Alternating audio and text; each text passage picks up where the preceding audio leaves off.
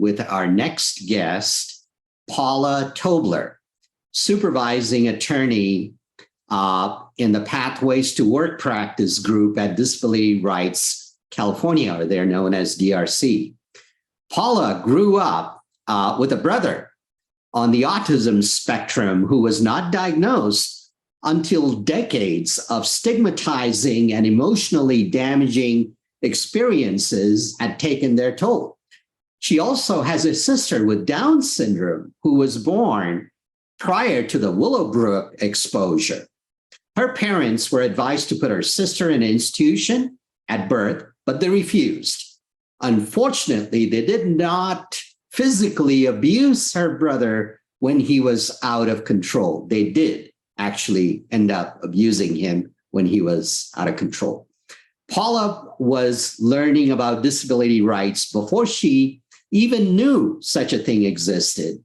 Paula has been an attorney in California since 1990. She had lived experiences and traumatic brain injury and since her car accident in 1998. In the blink of an eye, she went from being a trial attorney to being unable to work at all. This experience gave her firsthand knowledge of the importance of support services and understanding for people with disabilities so they can have the lives that all of us want and deserve. She eventually recovered enough to return to the practice of law. Along the way, she learned advanced psychology degrees and worked in mental health and clinic with people who were struggling with chronic and severe symptoms. So without further ado, Paula is very accomplished within the DRC and done a lot of programs, including juvenile justice program. And she uses her experience in her life and in those other roles as her experience as an attorney to provide and advocate for reality-informed rather than stigma-informed treatment for all people with disabilities. So without further ado, Paula, the floor is yours. And welcome to SDAC again. Thank you. Actually, I may have to just skip my presentation because I need to go apply to work for the CHP apparently. So that was an excellent presentation. And I have to say, I have told this story many, many times before. I do a lot of trainings on how to deal with people with trauma, that are experiencing trauma and have mental health disabilities, for people who are working on the front lines and don't know what to do. And but I've never been able to say it with anybody from the CHP in the room. So I was hit by a truck in 1998 when I was 6.5 months pregnant and had a 2-year-old. And it took a long time to be able to drive. And then after I'd been able to drive, I found myself, I don't know if you're familiar, but in the middle, like between California and Las Vegas, there's a stretches of desert off of I-15. A truck like the one that had hit me just blew past me in a way that triggered a flashback. And I was able to get to the side of the road, but was hyperventilating in full flashback mode. My brain screaming I was going to die at the same time that I was trying to convince myself I was not. My kids were crying. I was a mess at the side of the road, and the CHP officer pulled over to find out what was going on, I'm sure. I had called my then husband, and he was no help at all. He wanted to know what had happened. And I was like, I can't talk about what happened. I just need to know it's going to be okay. This CHP officer asked me what was going on. I told him that I'd been in an accident and had a flashback when a truck went by. He nodded very, very kindly and just said to me, I've seen this before, I understand. And he offered to either take me to the next town, but I'd have to figure out what to do with my car because he couldn't take the car with me. Or I could stay there and see if I could calm myself down. But he gave me his card, which was the option I took, but he gave me his card with his cell phone number on it and said, if you have any problems and change your mind and you need help getting to the next town, call me and I will come for you. And that was the most amazing experience. And that was exactly what I needed. So when people talk about trauma-informed services, whether, peace officers can be able to work with people with mental health disabilities. I think that's a good example of if you have the training and the mindset and the empathy, and you know how to handle it, um, you can actually be someone that I will always remember. And I'm really grateful to that man. I lost his card long ago, couldn't tell you who he is, but he still lives in my heart as someone who was, um, when I was in one of the worst moments, other than being hit in and of itself, struggling. Um, and it wasn't necessarily his job to take care of me. His job was to make sure that things were safe and there was nothing unsafe going on, but he took that time to do that. And I really appreciated that. And I think that's also, this whole presentation of the CHP has been kind of a precursor to what I wanted to talk about. I've been in a lot of spaces lately where people are talking about how difficult it is to do reasonable accommodations, how worried they are about, well, there's one group that's really happy about how like remote work and other options have become more visible and doable since the pandemic, and another group that's very worried about that everybody's going to want it, and life as we know it is going to come to an end. There are people who have actually been saying in a training I went to that are attorneys that work in disability arenas, saying that even judges are making comments about if you give somebody accommodation, then one of their other coworkers is going to have to do the job functions that they can't do, which is a fundamental misunderstanding of what reasonable accommodations are. Reasonable accommodations are not getting out of your job functions. It's making it so that you can perform your essential functions of your job. There have been a lot of misunderstandings about the LEAP program, and I'm really excited about the updates to the LEAP program that are making it easier for people to get LEAP lists. And it's really exciting to hear that these job fairs that you're looking at having LEAP booths and promoting the employment of people with disabilities. I think my theme is, because of these things that have been going on, to really focus on that hiring people with disabilities is not an act of charity. I do work for a nonprofit, but I don't work there as a charity case. I work there because, as you saw with the LEAP program, you still have to meet the minimum qualifications. As you saw with the examples of people that have been badly injured, they still have to find a way to meet the minimum qualifications, even of the physical qualifications to be in certain jobs. Reasonable accommodations, you still have to meet the minimum qualifications and have to do your job. It's not a matter of asking to be a charity case. It's a matter of asking to be able to do good, meaningful work that we're good at, but maybe we just need to do it a different way. And I would give as an example my brother, who was on the autism spectrum, and he struggled so much during school. My father, who was an electrical engineer,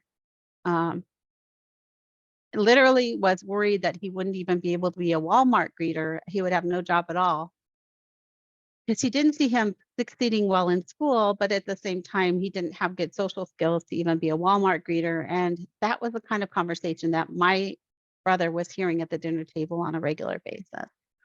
I was a year and a half younger than my brother and did very well in school, and it was very difficult for him to see.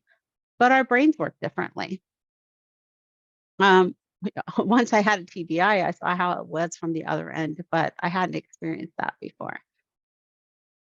Through all that, he did not give up. And in fact, the courses that he was failing almost did not graduate from high school because he was failing calculus and physics. Those were the hardest for him. He did end up going to college. It took him as long to graduate with a bachelor's degree as it took me to get through my bachelor's and law school, but he did graduate.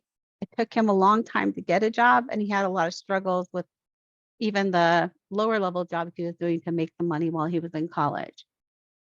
And when he got a job, because it was difficult for him to interview, there were a lot of things about social interactions that he didn't get. And this was all before he was diagnosed, so nobody knew why.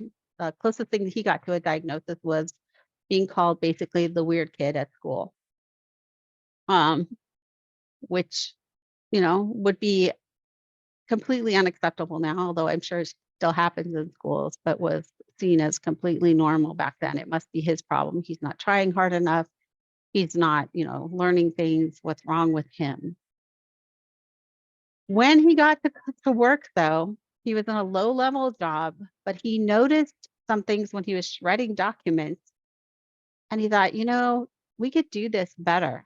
He was working for a defense contractor and said, we could do this better.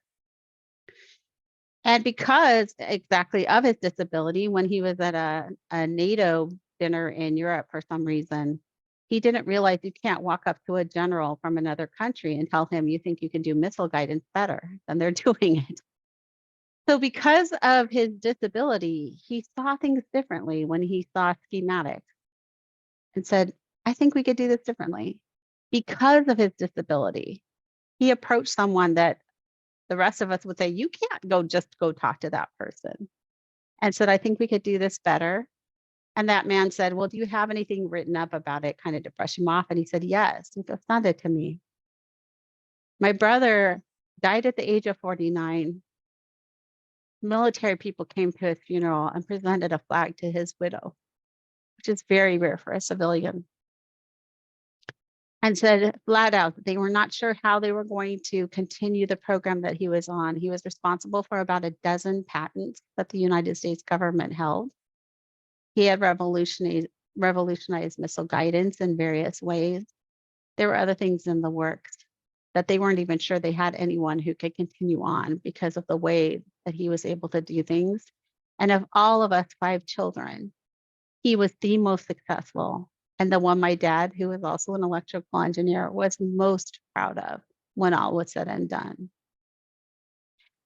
If he had had to keep trying to fight through systems that were not meant for him, that were set up for people that are, I hate the word normal because I don't even know what that means. I've never met anybody who is, but these systems that are set up for what society has decided should be how people work, or how they work, or how, the systems they've been involved in work. They set those up and it did not work well for him at all. Thank God for him that he was able to fight through those systems and get past that gatekeeping anyway and get where he was, where he ended up, because he was phenomenally successful for himself, but also for his employers. He never would have been in that place. That work would not have.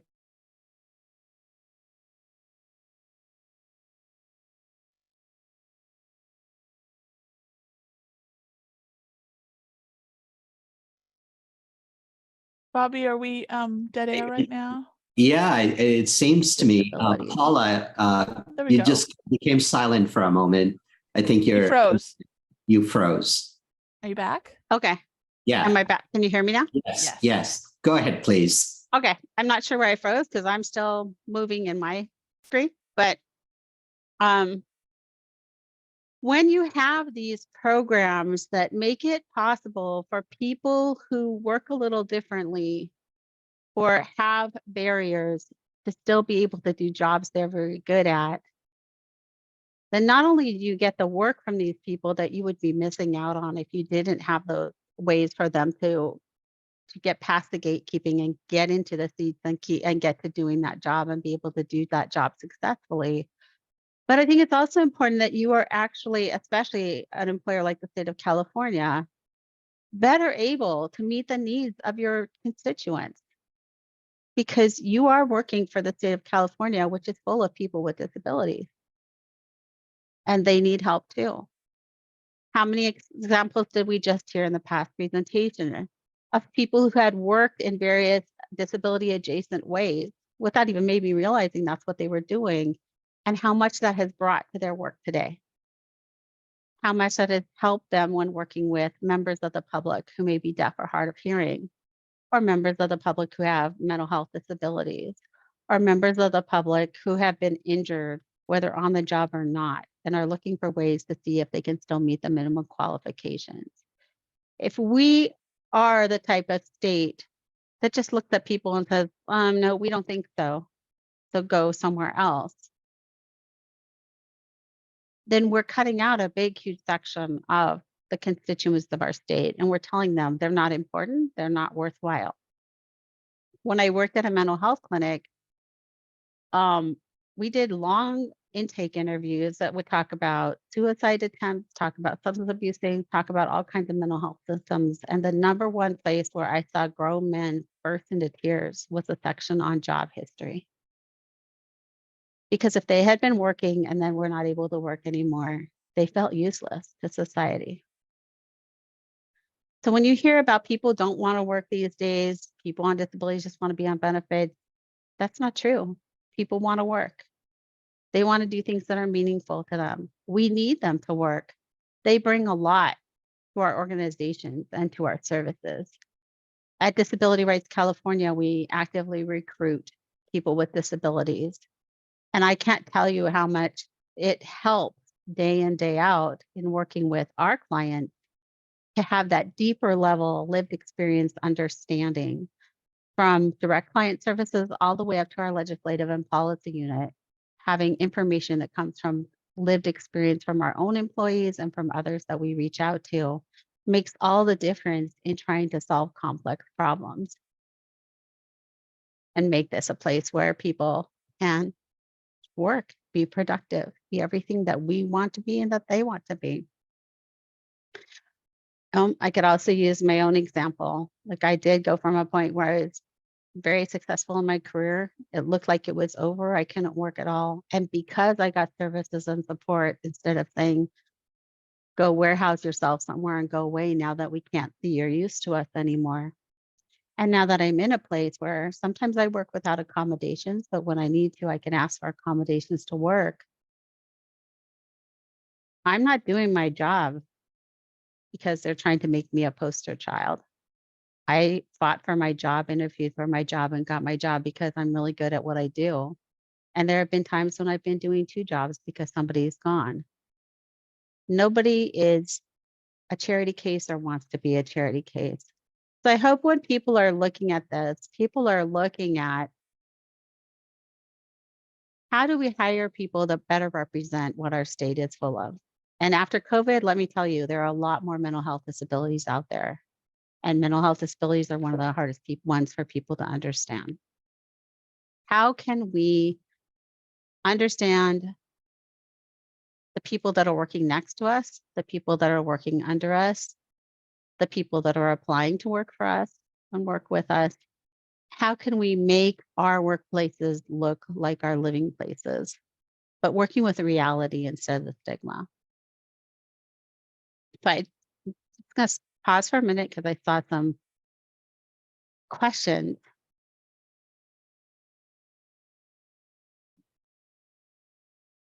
My personal politics is that disability rights overlaps with labor rights, and I would love to see us getting more rights for all workers. As an attorney for DRC, do you have any advice for advocates like myself on how to support agency, possibly like yours, on good lobbying?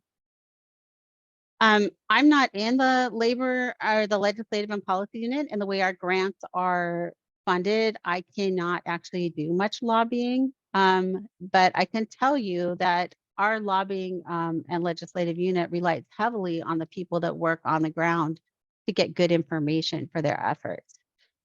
I believe that your union does a lot of lobbying work. You can check in with them on what could be, good things that you can get involved in. Thank But you, I think Paula. a lot of, does that So help? you have a lobbying unit that and information passed to them. So like emails and the sort of would be good ways to support, to say these are, because as a part of the disability community, not just as a part of the state of California. I'm sorry, Bobby, did you want to? Yeah, what I want to say is let Paula go ahead and continue on the presentation and let her respond to that when she's finished. And I love that. also Yeah, let's do take that. this up on Q&A session. Sorry for the interruption, Paula. That's fine. But that also kind of ties into what I was saying. Like, I'm sure we've all experienced laws that we can tell were well-meaning, but by the time they're in the implementation stage, we're wondering, what on earth were you thinking? Like, that's not how the real world works. People that are not on the front lines are making policy and passing laws. it is important for people that are on the front lines and that do have disabilities to be involved. It's one thing I like about DRC is they come to us and ask, like I do a lot of reasonable accommodation work. So they ask me, what are you seeing in the people that are calling and asking for help with reasonable accommodations?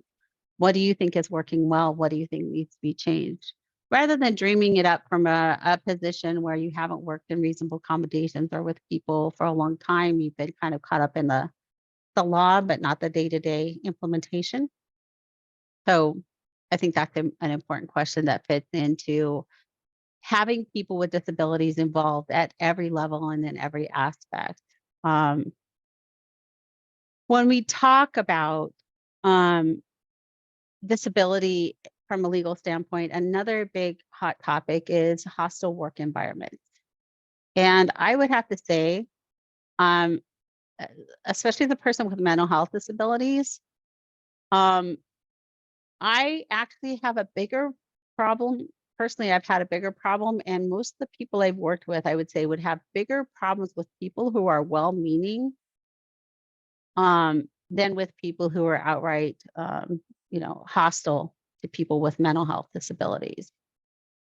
But when disabilities are not apparent, you have to be very careful the kinds of things that you're talking about and how you're talking about them on the at the workplace, because you don't know who's listening or how they're hearing it.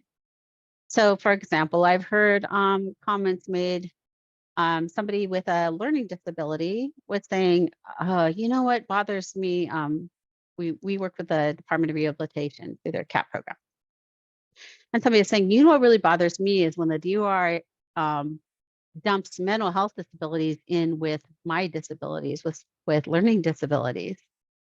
And I'm sort of thinking, how am I supposed to take that?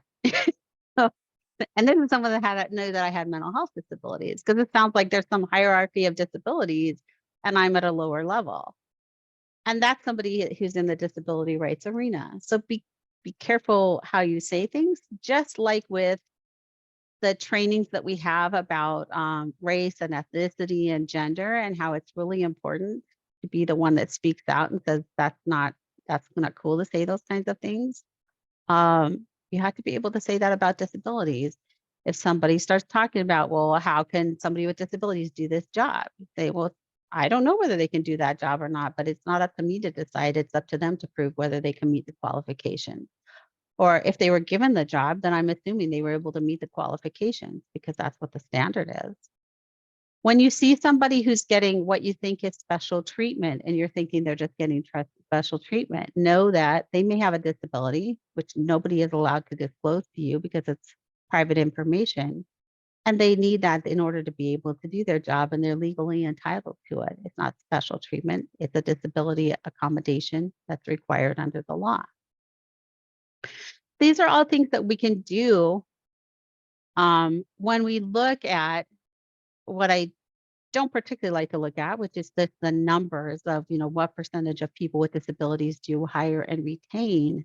These are all things that we can do to make our workplaces more disability friendly and have those numbers come up naturally. I think it is important to have numbers, but I think sometimes people don't really concentrate on anything that doesn't have a number attached to it. That kind of gets the wheels turning. But as we see, we've had goals in California for the employment of people with disabilities for a long time. And having those goals has not made it happen. I think the way that things are run is the way that it happens. And the more that people are talking to the people with disabilities, whether you're talking to them at a job fair, whether you're talking with them at your workplace, whether you are talking to your neighbors, whether you're talking to your clients, whatever you're doing, and you find out where are the problems, what is it? I thought this was a great place to work for disabilities. Why are we losing our people with disabilities? See if you can find out why. What I've seen is a lot of times it has to do with accommodation and making the workplace a place where people can work. And also it has a lot to do with stigma and people feeling like they don't belong in the workplace. And that starts from the interview on. Like how accommodating are you with people who are coming to apply or interview and say they need accommodations? How do you talk about disability and disability awareness so people who are deciding whether to disclose will disclose? Or how are you treating with people with disabilities that are around them? Because I know of a lot of people that never do disclose, they just leave because they don't see it as a friendly place. And I would guarantee you that a lot of those places that they leave actually at higher levels see themselves as disability friendly. But there's a lot of stigma and misunderstanding that happens. And if not corrected, those of us who know the reality don't feel comfortable there because we're feeling like we're misunderstood rather than understood and known. Or honestly, I don't even care if I'm understood that much as long as I'm just left to do my job, judged on whether I do my job, and don't have to be subjected to people.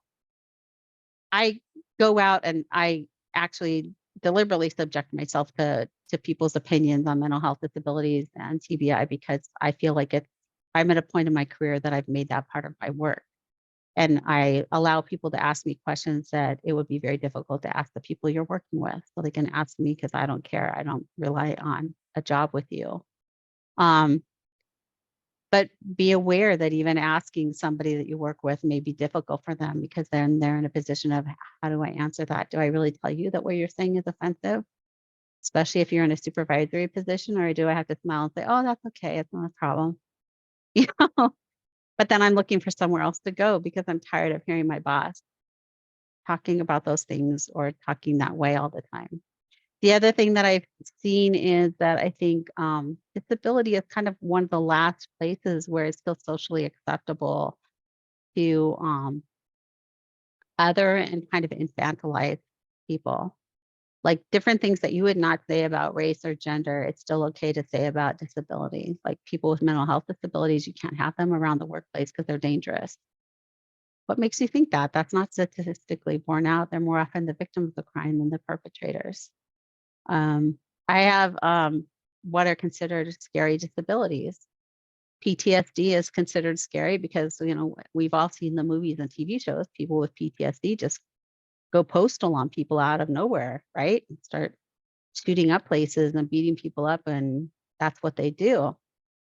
Well, no, that's not actually what we do. PTSD, even when triggered, you can have 4 options: fight, flight, freeze, or fawn. So 1 out of 4 of them is fight, but the only one you ever hear about is fight because that's the only one that's, interesting enough, sexy enough to put in your media or on your news reports. I'm going to flee. So I'm going to be thinking, I need to get out of here. So I need to get out of this situation. I need to get out of this job. I need to leave. I'm not going to fight you. But that's what people assume. TBI, do you know how hard it was to get back into the legal world when I had a traumatic brain injury? Nobody wants a brain injured attorney. They see it as a weakness. And yet here I am able to do my job after a long time of cognitive rehab and recovery. And I still carry that with me. People think, well, is she really what she used to be? But what do you do when you have a big gap in your resume? That's another thing that I see. People still are really hung up on gaps on resumes and job hopping. Well, oh, what if you're job hopping because you're at a place that's really difficult for people with disabilities and you need to get out of there? But if you say that to the interviewee, the interviewer at your next job interview, they're going to say, that's a difficult person. We don't want them. What exactly do they want as a person with disabilities? These are the kinds of things that people with disabilities are faced with when they're just trying to get a job, just trying to do their work. They have gaps on their resumes that they have to explain. And I often say that people like people with disabilities because they want to fit these quota numbers, but they want people with disabilities with no symptoms. Like fit our quota, but don't have symptoms that need to be dealt with. On the other hand, how many people do you know that are all strengths and no weaknesses? Disabilities or not? The reality is all humans have strengths and weaknesses. Ours are just seen differently because they're labeled as disabilities, but it's still just a matter of taking our strengths and saying, do our strengths fit the bill for what you're looking for in your job? and compared to whatever our weaknesses are there weaknesses that can be overcome with accommodations, or are there weaknesses that are just like everybody else? Like not everybody's good at everything and they're still going to do a good job. People with disabilities, shockingly enough, are people too, even people with mental health disabilities. And I think that's my main message that I want to give to you today is as you're looking at the progress that's being made, and it's so exciting to see a presentation like the CHP presentation where they're really working hard to not only be a good employer of people with disabilities, go out and find people with disabilities, help people that have got disabilities on the job, rather than just kicking them out and saying, you're not of any use to us anymore. Dealing with how to deal with people with disabilities in their work, that they come across as their constituents. That is really exciting to hear. You know, the changes to the LEAP program to make all LEAP lists available is really exciting to hear. The trying to make the LEAP certification more accessible is really exciting to hear. The work that DOR has been doing lately on being so much more customer friendly has been really exciting to see and to hear. The work that's being done to help people who have been on Social Security for a long time and thinking they can't work, to try work and have work incentive programs, get training, has been really exciting to see and hear. All of this is exciting, but it needs momentum and it needs all of us to support it and to make sure that it's not just what's talked about at the higher levels when people give presentations at SDAC, but it's also what people find when they show up at their desk. Because Bobby's not going to be sitting next to me if I show up to work at the, state of California, right? Definitely not, because I would not be qualified for anything in his unit. So I wouldn't be anywhere near him. But the people who are hiring and who are on board with this are not always the people that you're going to show up and work with day in and day out. So it's really important to work on the culture from the top down and the bottom up, and make sure all along the way that the culture is one where we really understand and value people with disabilities and look at what can they do their job, not, why are we letting people that are less than or that are problems or that, struggled so much to get through school. We can't hire this guy that took, 7 or 8 years to get his bachelor's degree. He must be stupid or something. Turns out he's brilliant once you put him in the right environment. If we stop the stigma and start looking at the reality and just taking people as they are and saying, can you do your job? Can we concentrate on whether you can do your job? Can we stop thinking in terms of stigma? Can we catch ourselves when we are passing along the stigma and misperceptions that we've learned along the way? And can we just look at that person and say, what kind of coworker are they? No, they do a great job. They do their job. I'm really glad to work with them. I can depend on them to be there and do their job. There's nothing more I can ask of someone that's working with me. And the rest of it just doesn't really matter. That's the end of my main presentation. I think I made it under the time frame that I was given. So now I have some Q&A. Thank you. Thank you so much, Paula. And always your presentation, not only informative, but it's quite motivational to hear your story, and that resonate with our members quite a bit. I've already received some emails, so you might get more, not that you need more work, you might get requests for a presentation from others as well. I did, somebody that used to work at DRC and is now working with the Judicial Council reached out to find someone to do a training for their self-service, like attorneys in their courts, on working with people with mental health disabilities. They do conservatorships and also people in crisis, because you don't go to the self-help attorney if you're not in crisis and can't afford a lawyer. So you're trying to deal with it on your own. I did one training and I ended up, now I think I'm at the 6 or 7, and there are more being planned with people that were at that training and then asked for me to do, like, can you come do that training at my organization or for all of our court personnel? And that is actually one of the most exciting parts of my job, because I feel like, again, I know what it's like I do this for a living, and it still is just emotionally almost terrifying sometimes to talk about these issues in your own workplace where your own job is on the line and your own view of people around you is on the line. So to be able to go and explain these things and to be just very practical about how you can handle these situations is very gratifying for me. I feel like I'm making my little corner of the world a better place for people that would have a hard time speaking out for themselves, because I can be the one to speak out and to answer questions and to, hear the questions that, I might roll my eyes at if it were me, but I can take it more professionally when I'm doing a presentation. So please do reach out. Thank you so much. There's a question here, or a comment. It says, would you agree that your brother was so successful, at least in part because he had to struggle, which strengthened him to persevere and to fit himself up or lift himself up? He sounds like a great American. Well, that I agree with.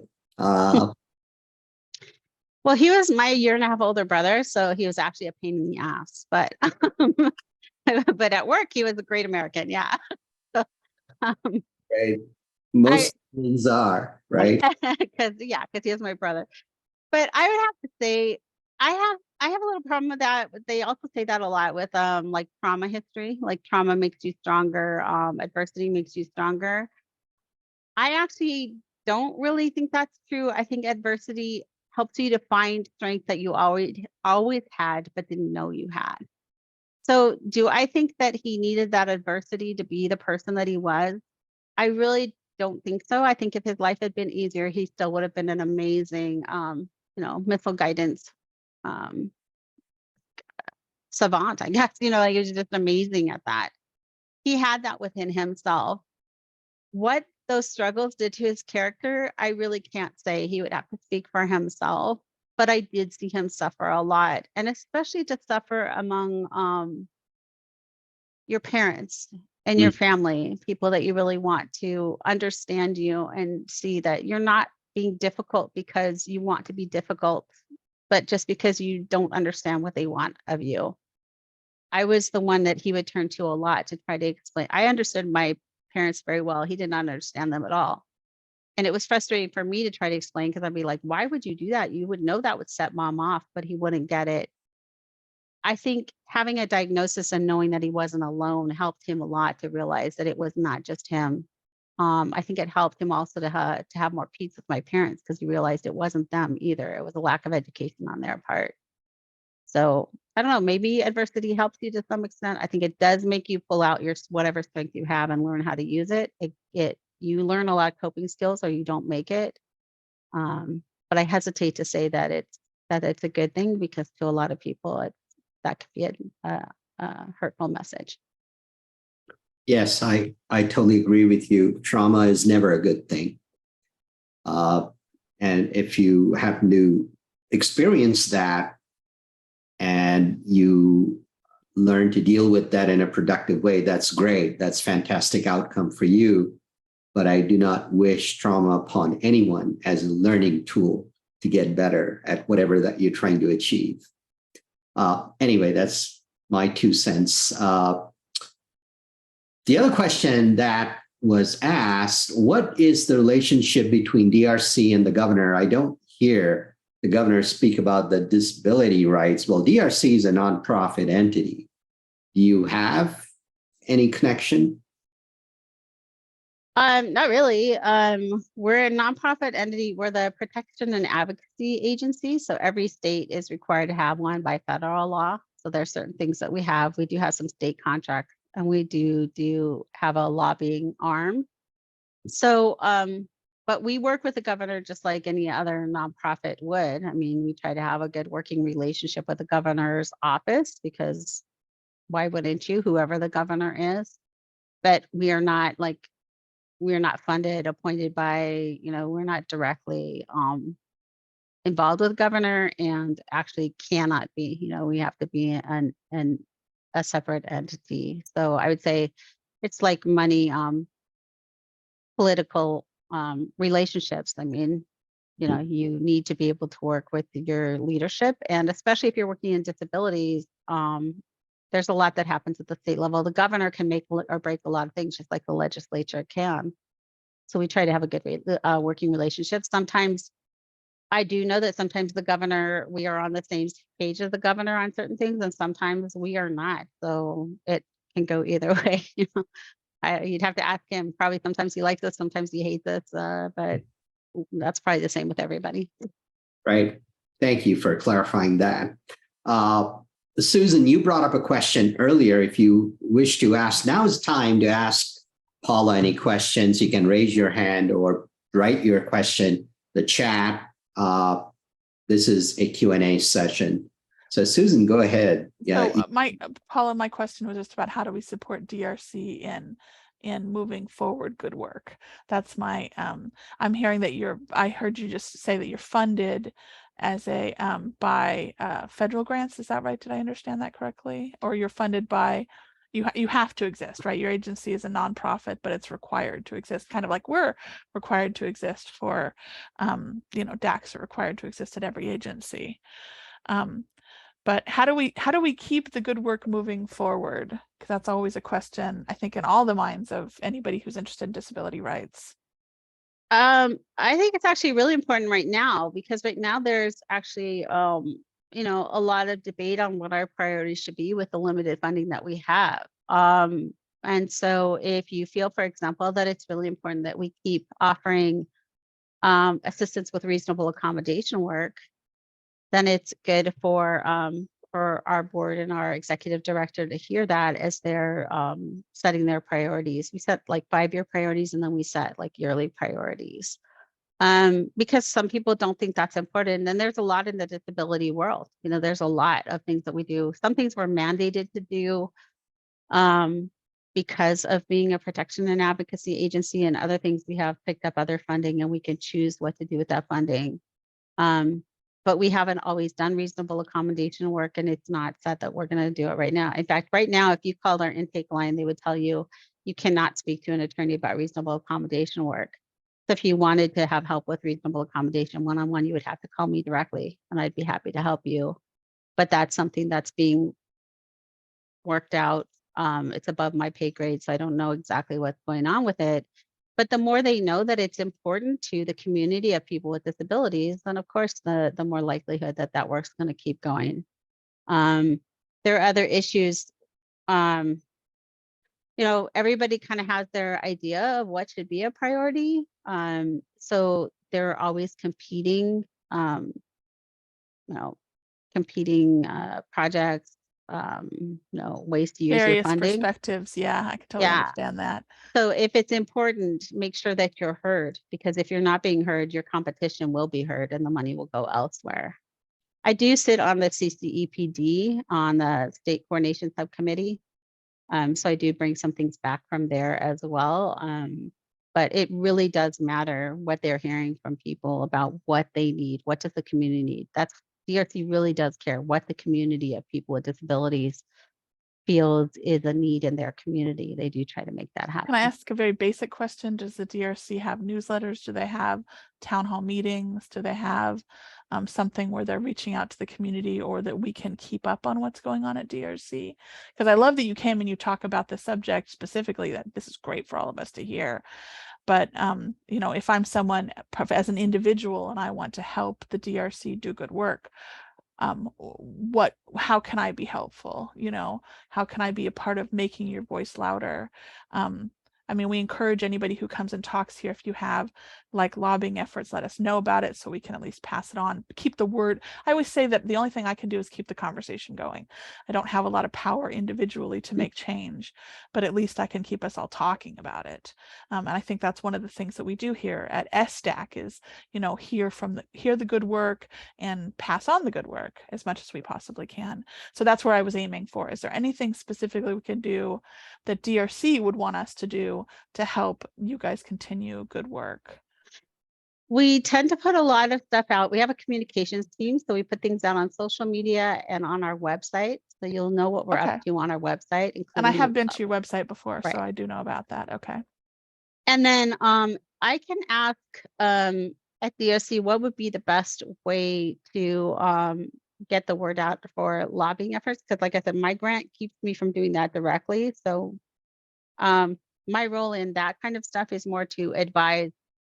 So we have legislative unit. They don't necessarily know like disability employment at the granular level that I do, because that's what I do. So Mhm. they will ask me like, how is this proposed legislation going to affect people with disabilities in employment? Or what do you think are some things that could be priorities? And then they're doing the actual work. But I can ask what would be the best pipeline for you to have and then pass that along to Bobby and That would be maybe awesome. That would be awesome to find their hear. unit, like how would be the pipeline to their unit. Thank you. That answers my question. That was what I would like to know is how do we support you guys? Thank you, Bobby. Thank Thanks you, for the support in Paula. advance. Thanks. Do we have any more questions for Paula Tobler?